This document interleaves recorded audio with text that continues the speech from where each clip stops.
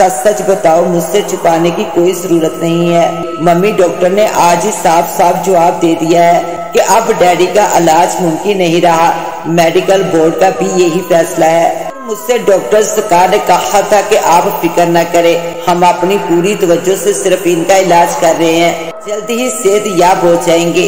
की आवाज बाहर आ गई। डॉक्टर ने आपको बहुत गमगीन, बहुत परेशान देखकर तसल्ली देने की गरज से कहा था। मैं मेडिकल बोर्ड की रिपोर्ट लेकर आया हूँ, आप इसे देख लें। इसी रिपोर्ट को नहीं मानती हूँ, वो आपे से बाहर हो गई। इलाज मुमकिन क्यों नहीं है? मैं इन्हें यूरोप ले जाकर इलाज करवाऊंगी। बहुत महारे बाप का इलाज बहुत अच्छी तरह हो सकता है। वहाँ बड़े बड़े काबिल डॉक्टर और अस्पताल मौजूद है। इनके इलाज से यकीनन फायदा होगा। मुझे आपकी बात से पूरा इत्तेफाक है मम्मी। लड़के ने इनकी तायीद की। मैंने डॉक्टरों से यही कुछ कहा तो वो बोले, अगर आप अपनी तसल्ली करना चाहते हैं तो आप यूरोप जाकर इलाज करवा लें। इस तरह आप अपना पैसा और वक्त बर्बाद करेंगे, बल्कि अपने आप को फ्रेब भी देंगे। मैं अपने शोहर की जिंदगी बचाने के लिए वक्त और पैसा बर्बाद करने के लिए तैयार हूँ। वो तेज लहजे में बोली, आखिर ये बेपनाह दौलत किस रोज काम आएगी? इसका असल हकदार कौन है? तुम्हारा बाप जिसने रात दिन एक करके कमाया। क्या मैं इसकी जात पर इसका कमाया हुआ रुपया खर्च नहीं करूं? मैं जल्द अपने शोहर को यूरोप ले जाऊंगी।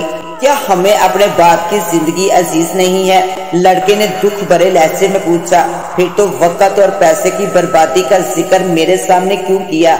मायूसी की बातें क्यों सुना रहे हो मुझे? मम्मी, आप बात समझने की कोशिश करें। बेटे ने माँ के करीब जाकर कहा, डैडी को एक मर्ज तो है नहीं, इन्हें शुगर है, हाई ब्लड प्रेशर है, दिल की शिकायत है, गुर्दे की तकलीफ, दमा और फेफड़े का कैंसर भी है। इन्हें इतनी सारी बीमारियां लाहक हो गई हैं। आखिर किस किस का इलाज किया जाए? अगर हमारी दौलत भी इलाज पर खर्च करते हैं तो वो सेहतयाब नहीं होंगे। हर दुआ भी बेकार हो गई है।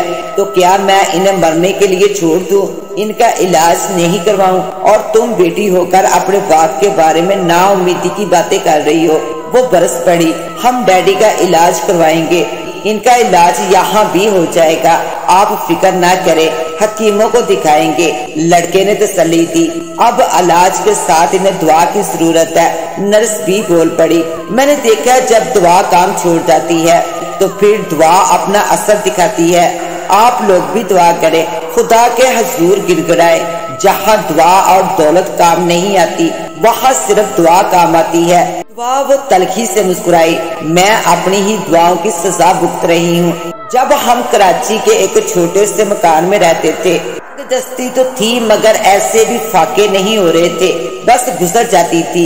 मैं, बच्चे और शोहर सेहत की दौलत से माला माल थे। इन्हें कोई बीमारी नहीं थी, रूखी सूखी खाते थे। सादगी और आजिज़ी की जिंदगी हर बीमारी को निगल लेती है। हम लोग शाज़ो नादरी बीमार होते थे, दूसरों की सपनों से जिंदगी देखकर और दूसरों के घरों में जाकर खुदा से शिकवा करती, गिड़गिड़ाकर दुआ मांगती कि ऐ खुदा तुम हमें इस जहन्नम से निकाल दो, हमें राहत व आसाइश की जिंदगी दे दे, दौलतमंद बना दे। फिर खुदा ने जैसे सुन ली। मेरे शौहर ने एक ऐसे काम का इंतखाब किया जिसने हमें रातों रात अमीर बना दिया। फिर हम बड़े और बड़े आदमी बनते गए। जैसे जैसे राहतें और आसाइशें मिलती गई, वैसे वैसे एक एक करके तरह तरह की बीमारियां मिलती गई। मैं भी कई अमराज का शिकार हो गई। मेरे शौहर से ऐसे अमराज चिमट गए जो जानलेवा हैं। मेरे बच्चों की भी सेहत भी ठीक नहीं रहती। आज जब पलट कर देखती हूँ तो मुझे यूं महसूस होता है इस मुकाम पर पहुंचकर मैंने सुकून व सेहत की बेशबहा नेमतें खो दी हैं। ये वो नेमतें हैं जो दौलत से नहीं खरीदी जा सकती, बल्कि वो सादगी आजिज़ी की जिंदगी का अतिया होती है। सेहत बहुत बड़ी नेमत होती है। सेहत ना हो तो फिर ये दौलत, राहत, वासाइश और शानो शौकत सब बेकार है, सब बेकार है। फिर वो सिसक पड़ी। आज वो दौलत भी किसी काम नहीं आ रही जिस पर बड़ा नाज था, भरोसा था मुझे। जब ही एक मुलाजिम ने अंदर आकर बताया, डॉक्टर का टेलीफोन आया है, वो आपसे बात करना चाहते हैं। वो चली गई। फिर नर्स भी इनके साथ चली गई। लड़के ने अपनी बहन से कहा, मम्मी जज्बाती हो गई हैं, डैडी पर 8-10 लाख रुपए लगाकर रख देंगी, अब इन्हें कौन समझाए। तुम फिक्र ना करो, बहन ने तसल्ली दी। डॉक्टरों का कहना है कि डैडी सिर्फ 1 हफ्ते के मेहमान हैं, इन्हें यूरोप ले जाने की नौबत नहीं आएगी, इसलिए कि कार्रवाई पूरी होने में 10 दिन तो लग जाएंगे, ये रकम बच जाएगी। अब हमें हकीकत पसंद बनकर हकीकत का सामना करना चाहिए। मम्मी पुराने जमाने की हैं, इन्होंने 10 वर्षों में भी कुछ नहीं सीखा। इस नर्स के सामने बकवास करने की क्या जरूरत थी? हम कौन हैं और क्या थे, ये तो कभी कभी बिल्कुल आउट हो जाती हैं। हम मम्मी को ये क्यों नहीं बता दें? डैडी की सांसें उखड़ रही हैं। मैं जाकर नर्स और मम्मी को बुला लाती हूँ। राजू कोई 15 दिन के बाद जमशेद अहमद की कोठी पर पहुंचा। जमशेद अहमद इसे देखकर खुश हो गया। तुमने बहुत दिन लगा दिए, आपने मेरे जिम्मे कुछ काम ही ऐसा सौंपा था, इसमें तो देर लगनी ही थी। राजू ने जवाब दिया, मेरे ख्याल में ये बड़ा कठिन काम है। जमशेद अहमद ने मुलाजमीन के सामने गुफ्तगू करना मुनासिब ना समझा। वो इसे अपने कमरे में ले आया और बड़ी बेताबी से पूछा, क्या तुमने तस्वीरें उतारी? जी हाँ जनाब, राजू कहने लगा। इस कैमरे का वाकई जवाब नहीं है, बड़ा लाजवाब कैमरा है। मैंने अपनी जिंदगी में ऐसे कैमरे का जिक्र तक नहीं सुना था। मैंने जो चंद तस्वीरें उतारी हैं, वाकई वो बड़ी साफ और वाजिया हैं। दूर से ली हुई तस्वीरें हों या खिड़की के पर्दे या शीशे के पार उतारी हुई तस्वीरें हों, इस कैमरे ने हर एक का चेहरा और खतो खाल पूरी तरह वाजिया कर दिए हैं। कैमरा इंसानी आंख से 2 हाथ आगे बढ़कर है। इसका अंदाजा तुम्हें कैसे हुआ? क्या तुमने तस्वीर उतारकर फिल्म दिलवाई है? जमशेद अहमद ने हैरत से लहजे में पूछा। राजू गर्दन हिलाते हुए जेब से एक फूला हुआ लिफाफा निकाला। ये तस्वीरें देखिए जनाब, मेरी पहली कोशिश है। इसने लिफाफे से एक तस्वीर निकालकर जमशेद अहमद की तरफ बढ़ाई। ये बेगम साहबा चंद मर्दों और लड़कियों के साथ ना सिर्फ नशा कर रही हैं, बल्कि जुआ भी खेल रही हैं। मेज पर देखिए ताश के पत्ते और 100 के नोट, और इनके नंबर किस कदर साफ नजर आ रहे हैं। फिर ये शराब की बोतल है, बोतल पर जो लेबल चिपका है का नाम भी साफ पढ़ा जा सकता है, और गिलासों में जो शराब भरी हुई है इन लोगों के सामने रखी है, इसका रंग भी कितना वाज़िया है। दूसरी तस्वीर में बेगम साहबा ने गिलास मुंह से लगाया हुआ है। तीसरी तस्वीर में वो मेज पर से नोट समेट रही है, जैसे इन्होंने बाजी जीत ली है। इसने दूसरी और तीसरी तस्वीर को बढ़ा दिया।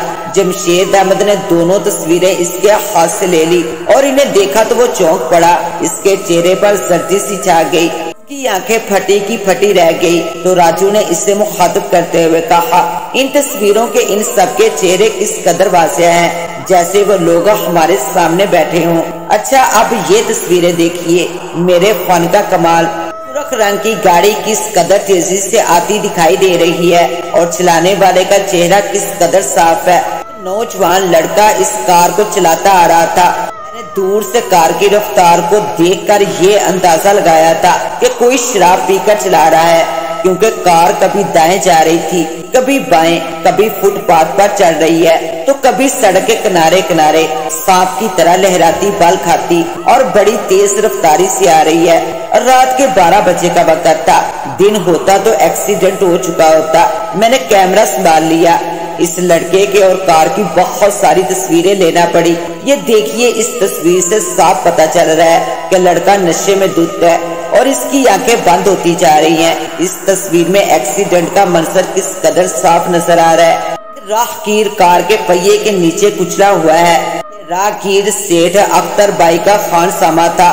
तस्वीर में कार, इसकी नंबर प्लेट पर लिखे नंबर और कार चलाने वाले का चेहरा नुमाया है। ये एक और तस्वीर है जिसमें वो कार पीछे कर रहा है और इस तस्वीर में वो कार लेकर फरार होता नजर आ रहा है। इस लड़के को बिल्कुल खबर नहीं हो सकी कि इसकी तस्वीरें कोई धड़ाधड़ उतार रहा है। मैंने ऐसी जगह छुपकर ये तस्वीरें उतारी हैं के फरिश्तों को भी खबर नहीं हुई होगी। अब ये मुशरम लड़का कानून के हाथों से बच नहीं सकता। हर तस्वीर इस लड़के के जुर्म का मुंह बोलता सबूत है। इस लड़के के नशे ने एक गरीब आदमी की जान ले ली है। खानसामा के कंधों पर 10 अफराद की कफालत का बोझ था। इस गरीब के घर पर तो क़यामत टूट पड़ी होगी। क्या मालूम इसकी बीवी बच्चे फाके कर रहे हो। राजू ने महसूस किया कि इसकी जज्बाती बातें सुनकर जमशेद अहमद के चेहरे पर नागवारी उभर आई है और चेहरा तमतमा रहा है। راجو نے لفافے سے ایک اور تصویر نکالی، اس پر ایک نظر ڈالی اور اس کی طرف بڑھا دی۔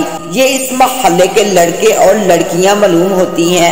اس کے ساتھ یہ دوسری تصویر اور ہے، یہاں منشیات کا اڈا ہے۔ لڑکے لڑکیاں نشہ کر رہے ہیں اور نشے کے انجیکشن لگوا رہے ہیں، نشہ اور سگریٹ پی رہے ہیں۔ اسی بنگلے کے 2 کمروں کی تصویریں اور بھی ہیں، انہیں بھی ملاحظہ فرمائیے۔ یہ دیکھیے اس تصویر میں بھی وہ لڑکا بھی نظر آ رہا ہے جس نے وحشیانہ انداز سے کار ایکسیڈنٹ کر کے خان ساما کو کچل دیا تھا۔ ایسا لگتا ہے کہ اس لڑکے کو اس غریب کی موت کا کوئی دکھ نہیں اور کوئی رنج احساس نہیں ہے۔ جب بھی وہ کسی بات پر دل کھول کر کہہ کے لگا رہا ہے، کتنا خوش دکھائی دیتا ہے۔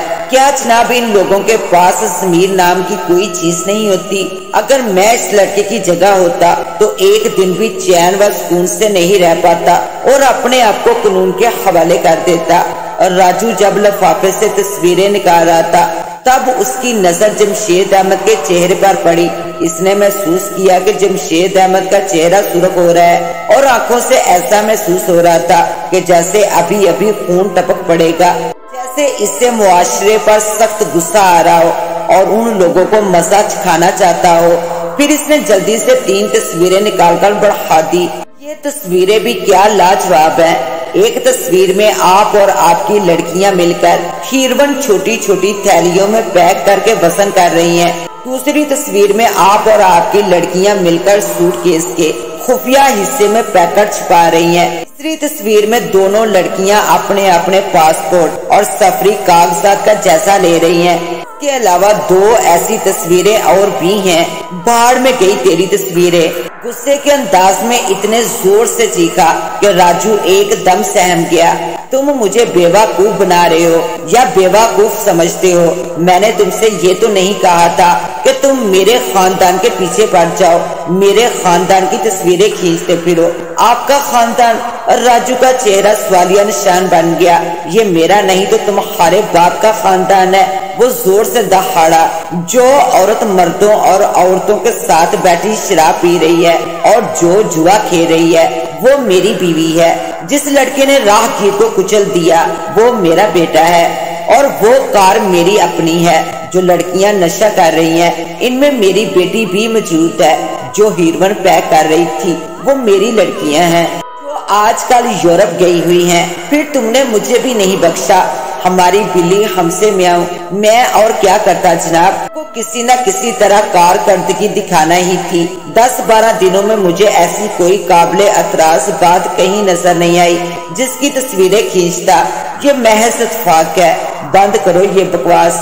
ذلیل کمینے و گرچہ اس کے نیگیٹو کہاں ہیں؟ نیگیٹو پولیس کے پاس پہنچ چکے ہیں۔ انسپکٹر صاحب آپ سب کی گرفتاری کے وارنٹ لے کر پہنچنے والے ہیں۔